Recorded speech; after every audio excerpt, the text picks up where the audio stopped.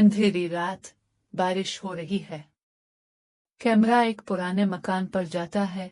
ये कहानी एक पुराने मकान की है जिसे सब लोग खौफ का घर कहते थे। कोई भी वहां जाने की हिम्मत नहीं करता था मगर अली, एक नौजवान लड़का, हकीकत जानने के लिए इस मकान में दाखिल हो गया।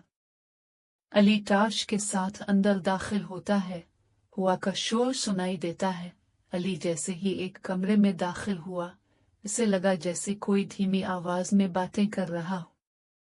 आवाज हल्की सरगोशी, चले जाओ, वापस मत आओ। वो डर गया लेकिन हकीकत जानने के लिए आगे बढ़ा। दीवार पर एक पुरानी फैमिली तस्वीर।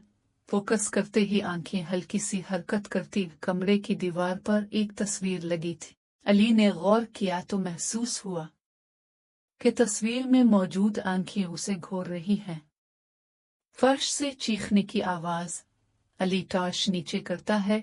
अचानक फर्श के नीचे से चीखने की आवाज आए, जैसे कोई कैद हो। चीख, बचाओ, बचाओ। अली ने दरवाजा खोलने की कोशिश की लेकिन वो जाम हो चुका था। कमरा लरजने लगता है। टॉर्च बुझ जाती है। धुंध नमूदार होती है। इसी लम्हे कमरे की दीवार से एक सियाह साया निकला। वो सरगोशी अब साफ सुनाई दे रही थी, हम इस मकान के कैदी हैं, हमें कभी आजादी नहीं मिलेगी। कैमरा अली के चेहरे पर फोकस। खौफ में चीख मार कर भागता है।